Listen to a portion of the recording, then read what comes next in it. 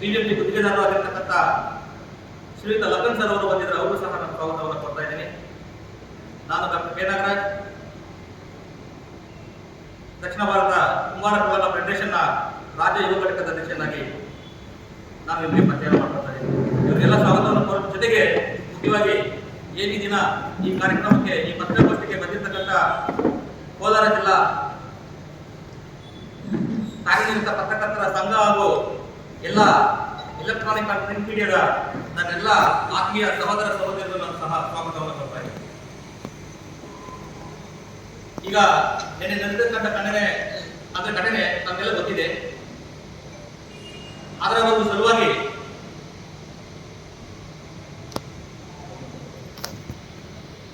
ನಮ್ಮ ಸಮಾಜದ ಹಿರಿಯರು, ಮುಖಂಡರು, ನಾಯಕರು ಸಹ ಆಗಿರ್ತಕ್ಕಂಥ ಶ್ರೀಯುತ ತಬಲಾ ನಾರಾಯಣಪ್ಪ ಸರ್ ಅವರು ಈ ಒಂದು ಘಟನೆಯನ್ನು ಕುರಿತು ಎರಡು ಮಾತುಗಳನ್ನು ಪ್ರಶ್ನೆ ಮಾಡ್ತಾರೆ.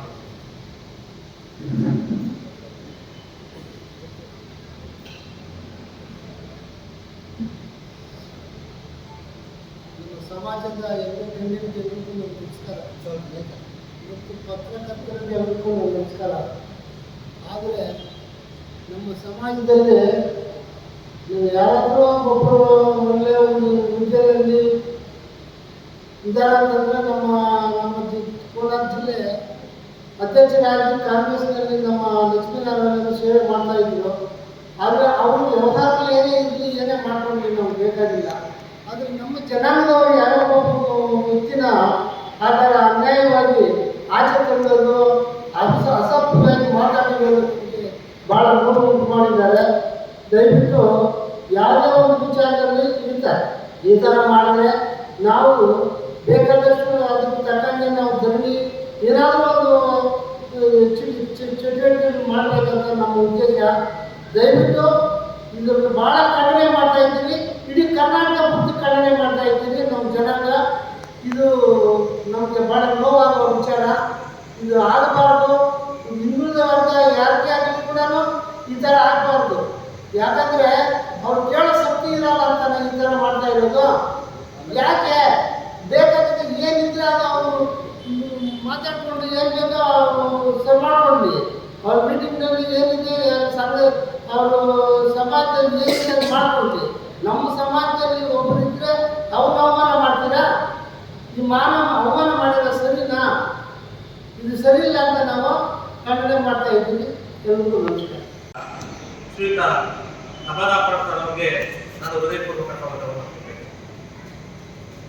ಅದೇ ರೀತಿ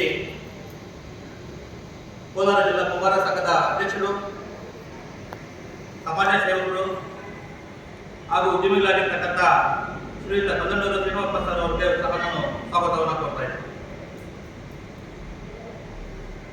ಕೋಲಾರ ಜಿಲ್ಲಾ ಕುಂಬಾರ ಸಮಾಜದ ಉಪಾಧ್ಯಕ್ಷರು, ಮಾಲೂರು ತಾಲೂಕಿನ ಕುಂಬಾರ ಸಂಘದ ಅಧ್ಯಕ್ಷರಾಗಿರ್ತಕ್ಕಂಥ ಶ್ರೀಯುತ ನಂಜನಪುರ ಅವರು ನಾವು ಸ್ವಾಗತವನ್ನು ಕೊಡ್ತಾ ಇದ್ದೇವೆ.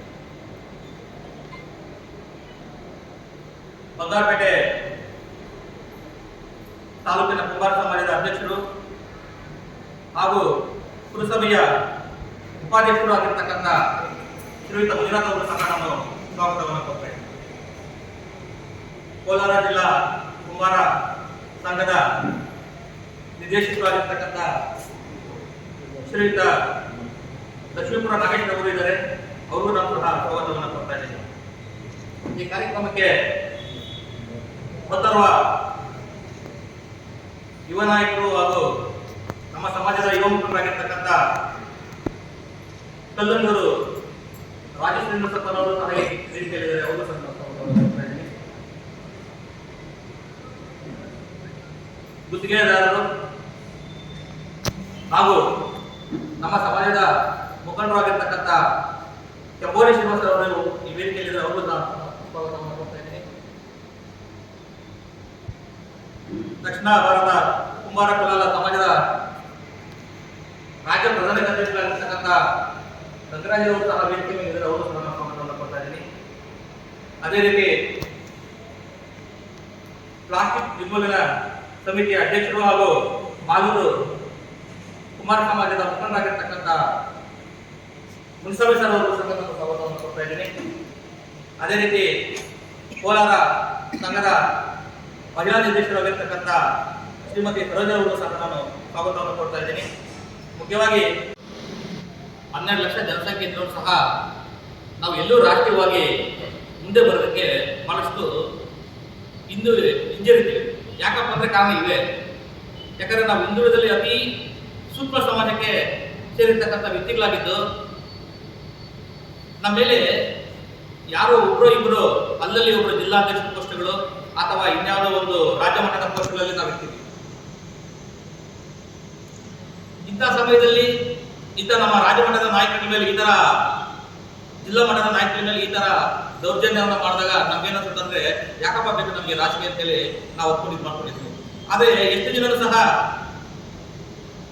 ನಾವು ಇದೇ ರೀತಿ ದೌರ್ಜನ್ಯಕ್ಕೆ ಒಳಗಾಕೊಂಡು ಇರೋದಿಲ್ಲ.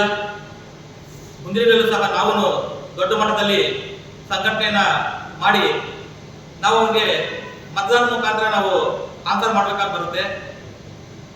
ಯಾಕಂದ್ರೆ ನಮ್ಮ ಓಟ್ಗಳಿಂದ ಅಟ್ಲೀಸ್ಟ್ ನಾವು ಪ್ರತಿ ಒಂದು ವಿಧಾನಸಭಾ ಕ್ಷೇತ್ರದಲ್ಲೂ ಒಂದು 4,000-5,000 ಇದ್ದೇ ಇರ್ತೀವಿ. ನಮ್ಮಿಂದ ಅವ್ರು ಗೆಲ್ಲೋದಕ್ಕೆ ಆಗಿದ್ರು ಸಹ ಸೋಲ್ಸೋದಕ್ಕಂತೂ ನಮ್ಮಂತ ಶಕ್ತಿಯನ್ನು ದೇವರು ಕೊಟ್ಟಿದ್ದಾನೆ. ಇದನ್ನ ಪ್ರತಿಯೊಬ್ಬ ಪಕ್ಷದ ನಾಯಕರುಗಳು ಸಹ ಹತ್ಕೊಳ್ಬೇಕಾಗಿದೆ. ಮುಂದಿನಲ್ಲಿ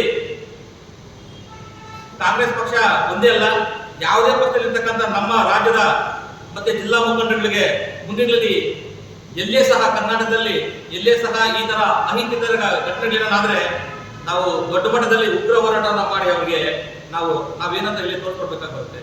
ಹಾಗಾಗಿ ನಿನ್ನೆ ನಮಗೆ ಬಹಳ ಆಕ್ಚುಲಿ ಲಕ್ಷ್ಮೀನಾರಾಯಣ ಮೇಲೆ ಮಾಡಿರ್ತಕ್ಕಂಥ ಏನೇನೆ ಒಂದು ಅಮಾನವೀಯ ಘಟನೆ, ನಮ್ಗೊಬ್ಬ ಜಿಲ್ಲಾ ನಾಯಕರಿಗೆ ಮಾಡಿರ್ತಕ್ಕಂಥ ಅವಮಾನ ಘಟನೆ ಅವರೊಬ್ಬರಿಗೆ ಮಾಡಿದಲ್ಲ, ಇಡೀ ನಮ್ಮ ಒಂದು ಸಮಾಜಕ್ಕೆ ಮಾಡಿದಂತ ಒಂದು ನೋವನ್ನು ನಮ್ಗೆ ಬಹಳ ದುಃಖ ಆಗ್ತಾ ಇದೆ.